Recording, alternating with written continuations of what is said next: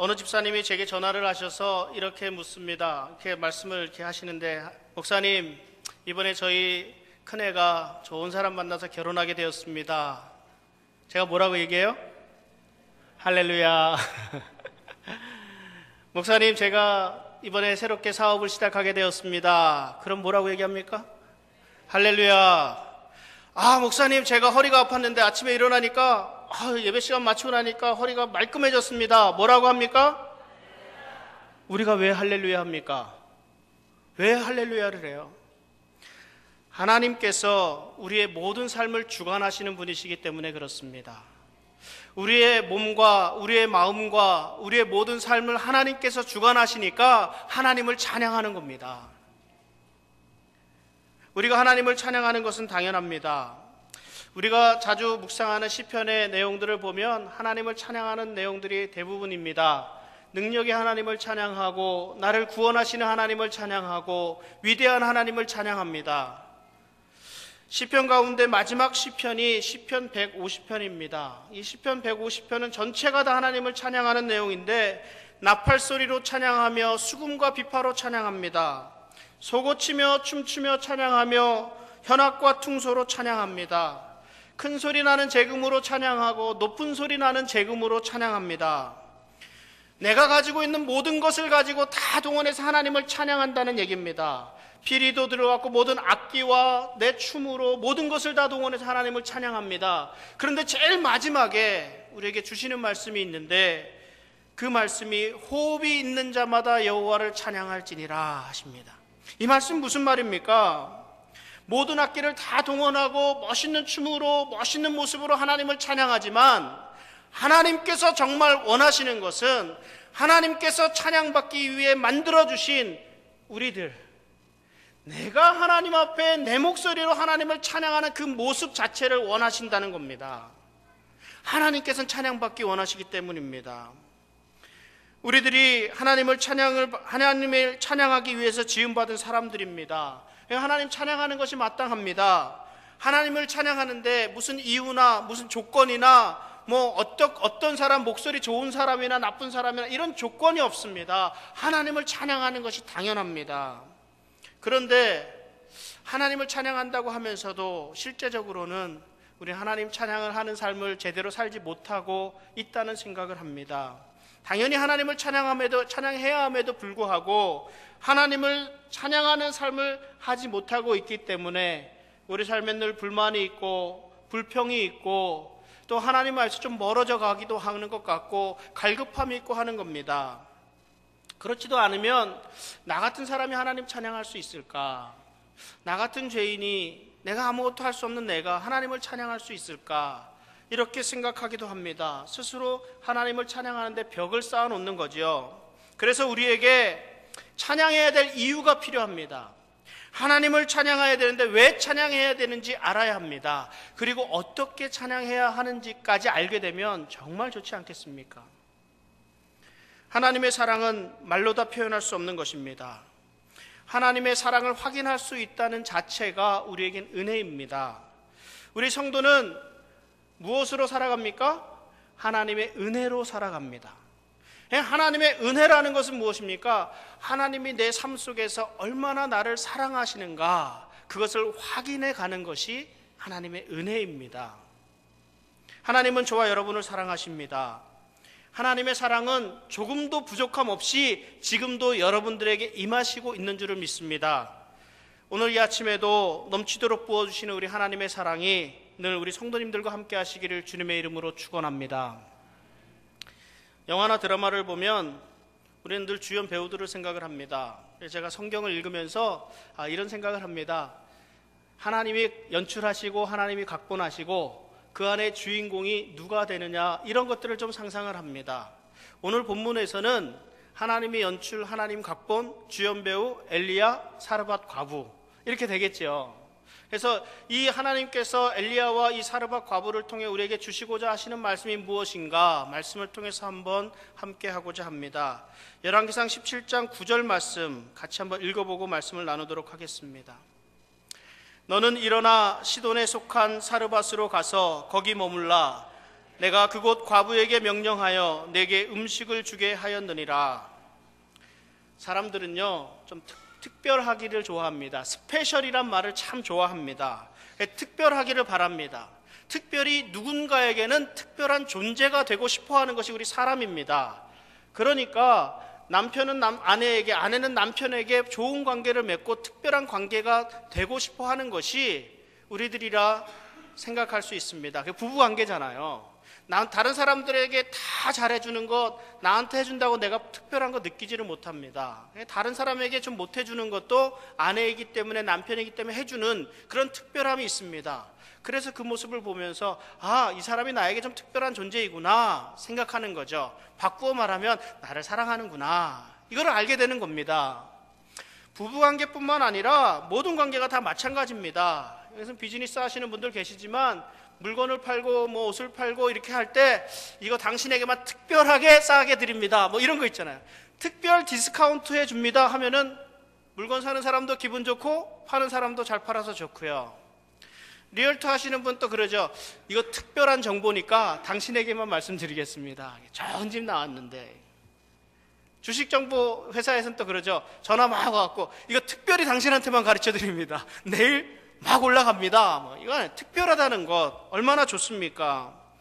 특별한 존재가 되는 것을 사람들이 좋아한다는 겁니다. 매년 봄만 되면 5월, 6월 되면 날씨가 굉장히 좋아집니다. 한국에서 5월, 6월 되면 날씨는 좋아짐과 더불어 우리에겐 큰 부담이 있는 것이 결혼하는 사람들이 많거든요. 그죠? 결혼하는 사람들이 신혼 결혼을 하고 이제 신혼여행을 이렇게 가게 됩니다. 제가 한 20년 정도 전에, 그때는 한국에서 신혼여행을 갈 때 처음 비행기를 타는 사람들이 상당히 많았습니다. 비행기를 타본 적이 없는 거예요. 그래서 결혼해서야 비로소 여행 갈 때 비행기 한번 타보는 게 그 정도였습니다. 제가 당시에 그 공항에서 신혼여행객들을 맞이하고 비행기 수속을 해주고 여행을 보내는 그런 일을 좀 했었습니다. 신혼여행 갈 때 처음 비행기를 타보니까 어떻게 수속을 하는지, 비행기 어떻게 타고 가는지 아무것도 모르는 겁니다. 근데 5월, 6월 돼서 신혼여행 시즌이 되면은 비행기 회사에서 좌석을 예약하는데 보통보다 더 많이 예약을 해요. 그래갖고 사람들이 다 오게 되면 못하는 사람들이 생기거든요. 그럴 때 어떻게 해주냐면 일반석 손님을 비즈니스 클래스로 이렇게 업그레이드를 시켜줘서 보내는 경우가 있습니다. 이때 이 틈새를 이용해서 제가 살짝 그 항공 직원사 옆에 가갖고 우리 신혼여행 팀 이렇게 비즈니스 클래스로 좀 올려달라고 막 이렇게 해갖고 얘기를 해서 비즈니스 클래스를 태워 보냅니다. 저는 자랑스럽게 우리 회사가 능력이 좋아서 당신을 비즈니스 클래스로 보내드립니다 이렇게 하거든요. 근데 비행기 처음 타본 사람이 일반석이 좋은지 비즈니스 클래스가 좋은지 아무도 몰라요. 저는 너무 억울했어요. 내 딴에는 힘들여서 이렇게 만들어줬는데 아무 감동이 없어요. 그래서 갔다 오고 나서 제가 연락을 합니다. 잘 다녀오셨습니까? 하면은 그분들이 그렇게 말씀하시죠. 갈 때는 몰랐는데 올 때 일반석 타고 오니까 자리가 좀 좁던데요.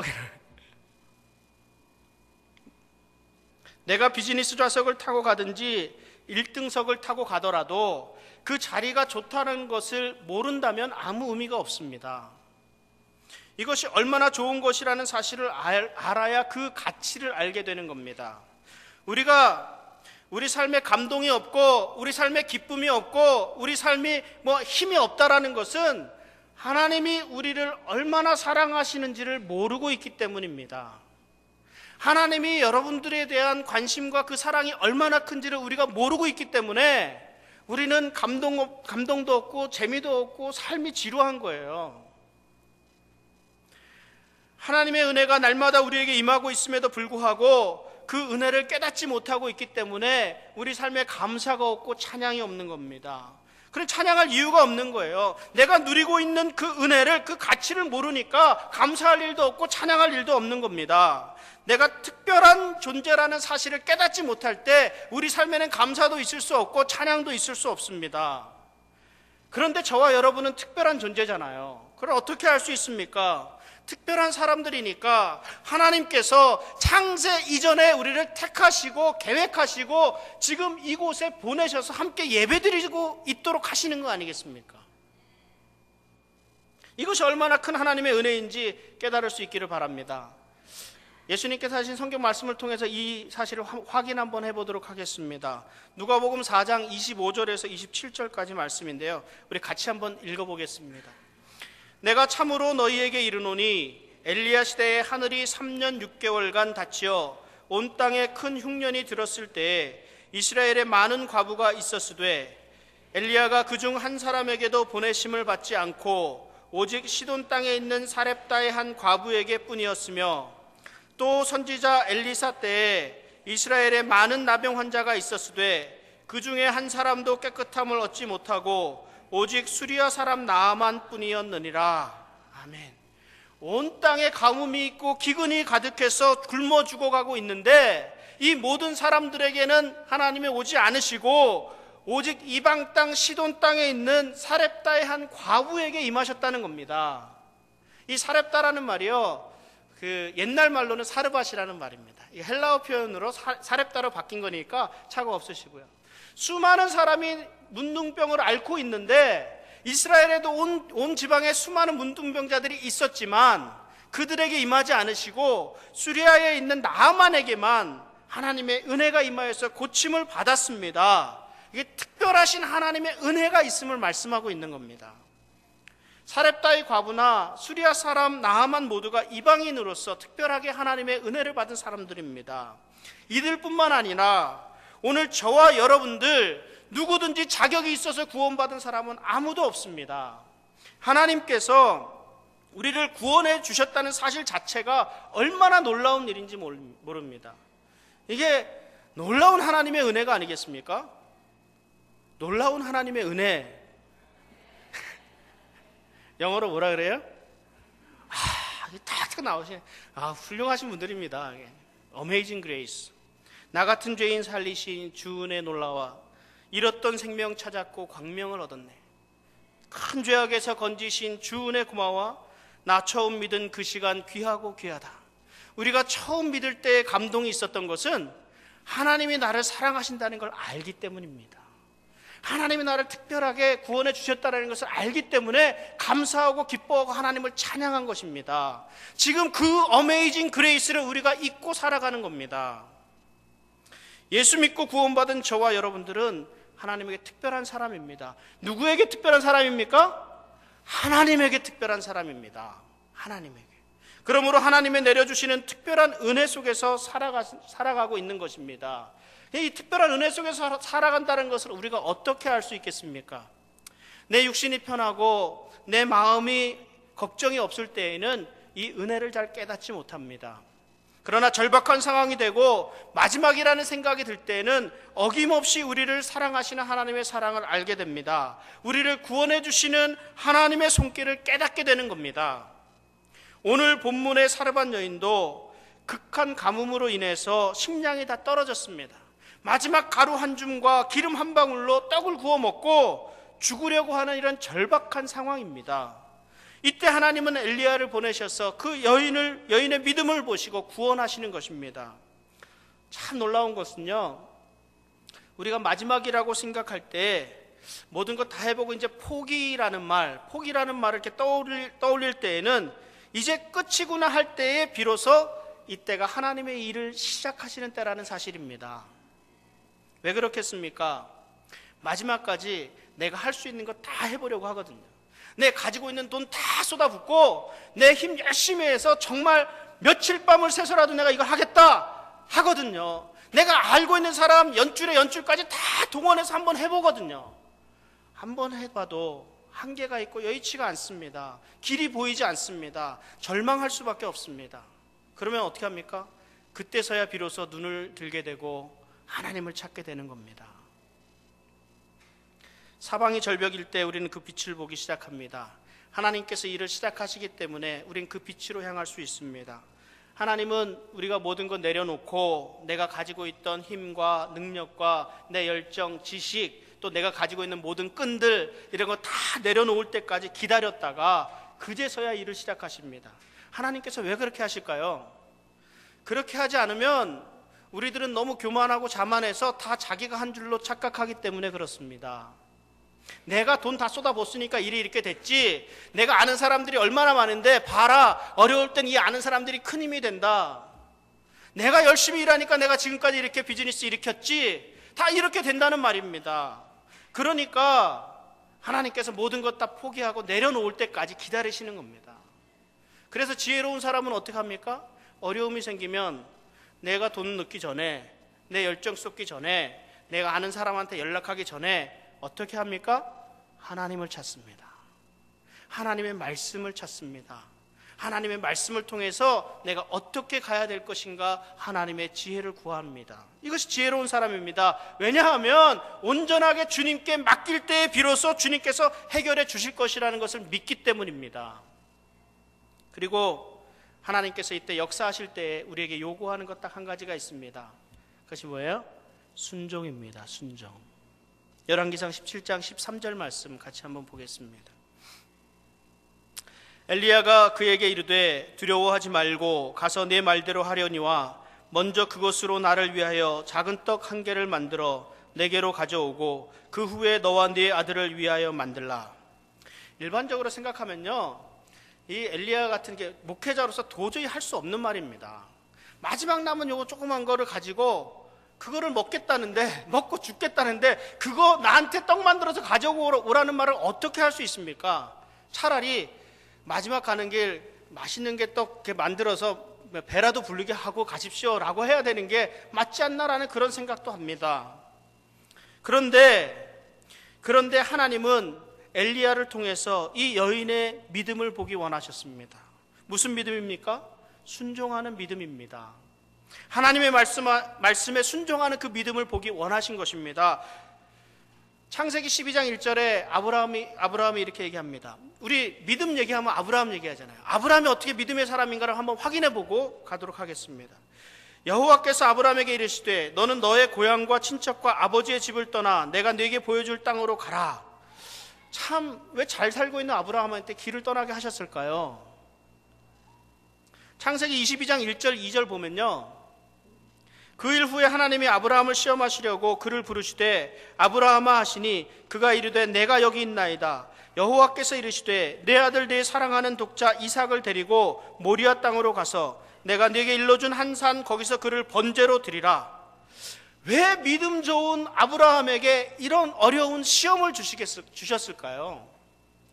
믿음 좋다고 하는 사람은 하나님께서 잘 되게 하셔야 되는데 왜 이에게 또 이런 어려운 시험을 주셨을까요? 하나님이 아브라함을 특별히 사랑하시기 때문에 그렇습니다. 그 해답이 15장 7절에 나옵니다. 창세기 15장 7절. 또 그에게 이르시되 나는 이 땅을 내게 주어 소유를 삼게 하려고 너를 갈대아인의 우르에서 이끌어낸 여호와니라. 하나님이 갈대아 우르에서 아브라함을 떠나라 하신 것은 이 땅을 기업으로 주시려고 하기 위함이라 말씀하십니다. 창세기 22장 16절에서 18절에 또 이렇게 말씀하십니다. 이르시되 여호와께서 이르시기를 내가 나를 가리켜 맹세하노니 내가 이같이 행하여 내 아들 내 독자도 아끼지 아니하였은즉 내가 네게 큰 복을 주고 내 씨가 크게 번성하여 하늘의 별과 같고 바닷가의 모래와 같게 하리니 내 씨가 그 대적의 성문을 차지하리라. 또 내 씨로 말미암아 천하 만민이 복을 받으리니 이는 네가 나의 말을 준행하였음이니라 하셨다 하니라. 아멘.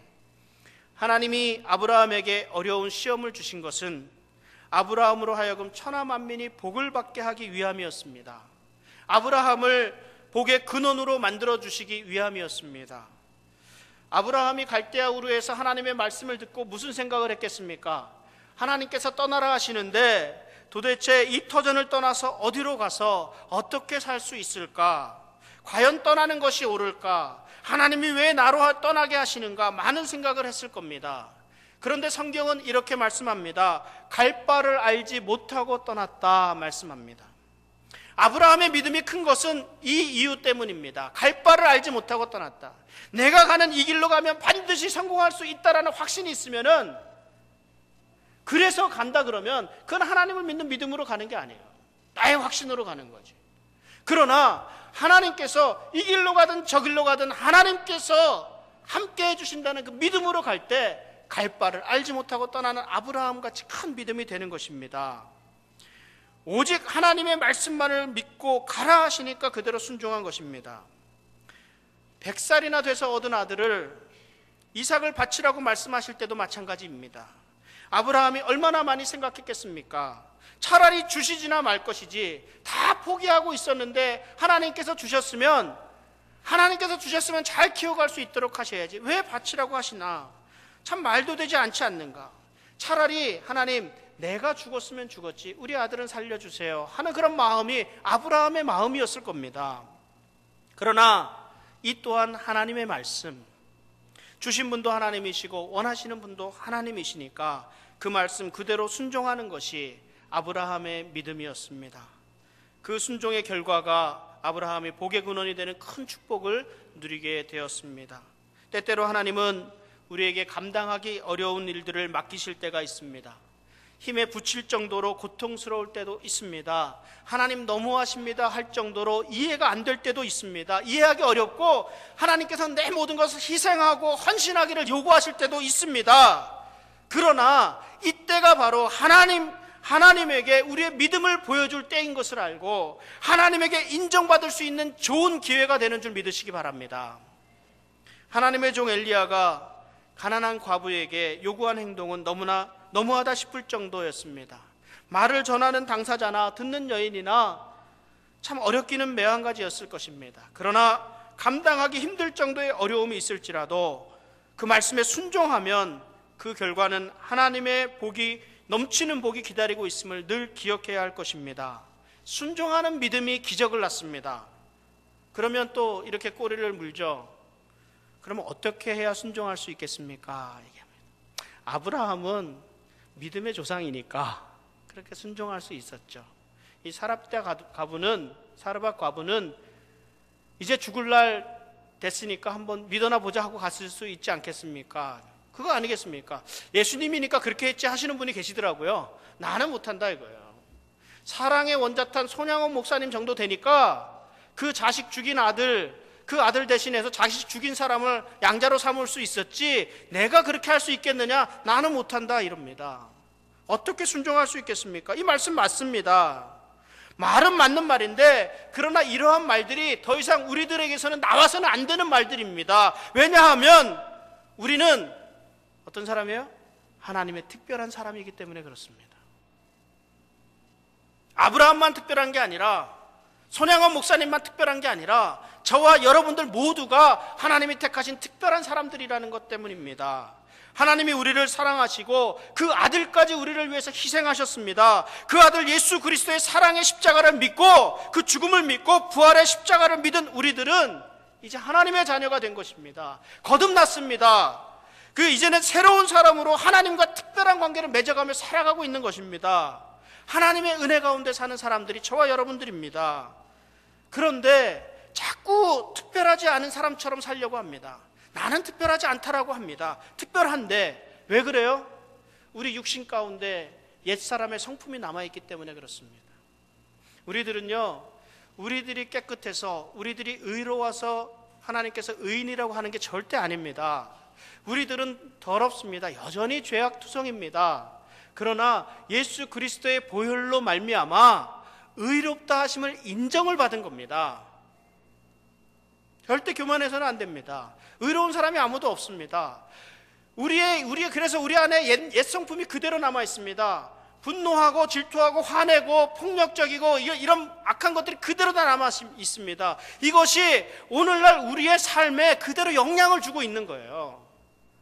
그런데 우린 특별한 사람들 아닙니까? 이렇게 살아서는 안 되잖아요. 그럼 어떻게 해야 됩니까? 육신의 생각들을 영의 생각들로 바꿔야 합니다. 그래야 전적으로 하나님 말씀 믿고 그대로 순종할 수 있습니다. 우리 다 같이 로마서 8장 6절 8절 말씀을 같이 읽도록 하겠습니다. 로마서 8장 6절에서 8절 말씀입니다. 같이 읽겠습니다. 육신의 생각은 사망이요 영의 생각은 생명과 평안이니라. 육신의 생각은 하나님과 원수가 되나니 이는 하나님의 법에 굴복하지 아니할 뿐 아니라 할 수도 없음이라. 육신에 있는 자들은 하나님을 기쁘시게 할 수 없느니라. 아멘. 육신의 생각이라는 것이 무엇이겠습니까? 하나님의 뜻을 버리고 자기 뜻대로 판단하고 말씀을 떠나서 사는 사람임을 얘기합니다. 그러므로 육신의 생각은 하나님과 원수가 된다고 말씀합니다. 하나님을 기쁘시게 할 수 없다고 말씀합니다. 사르밧 여인의 생각은 육신의 생각이었습니다. 마지막 양식 먹고 죽으리라는 그런 생각이었습니다. 그런데 하나님의 말씀이 들려옵니다. 이때 이 여인은 자신의 죽으려던 육신의 생각을 버리고 하나님의 말씀에 순종합니다. 이 마지막 양식이 내게도 필요하지만 하나님이 하나님의 종에게 바치라고 하시니까 바치겠다는 겁니다. 하나님의 말씀에 그대로 순종하는 것입니다. 내 생각 내려놓고 하나님의 말씀에 순종하게 되면 이때부터 하나님이 기뻐하시고 하나님이 내 일에 직접적으로 간섭하십니다. 3년 6개월 동안의 극심한 가뭄으로 인해서 모든 사람들이 먹을 것이 없어 죽어가는 상황에서 이 사르밧 여인의 집은 통의 가루와 병의 기름이 마르지 않았습니다. 뭐라 그래야 돼요? 할렐루야. 할렐루야. 우리 성도님들은 우리 하나님에게 아주 특별한 사람들입니다. 우리 성도님들을 하나님이 탁 집어서 이곳 아리조나에 살게 하시고 이 아리조나에서도 콕 집어갖고 이 교회에 함께 신앙생활 하도록 하셨습니다. 하나님께서 이 교회에 성도님들을 부르신 목적이 있다는 겁니다. 하나님의 뜻을 이루어갈 수 있도록 그 말씀에 순종하고 하나님과의 특별한 관계를 이루어가며 살아갈 수 있는 성도님들 되시기를 바랍니다. 하나님께서 택하신 특별한 사람이라는 그 자부심은 얼마든지 가져도 됩니다. 하나님의 말씀을 중심으로 살아가는 성도님들 되시기 바랍니다. 힘들고 어려운 상황 속에서도 하나님의 말씀대로 순종하며 살아가겠다고 다짐하는 사랑하는 우리 성도님들의 삶 위에 우리 주님이 허락하시는 놀라운 은혜, 어메이징 그레이스가 그 축복이 가득하기를 주님의 이름으로 축원합니다. 기도하겠습니다.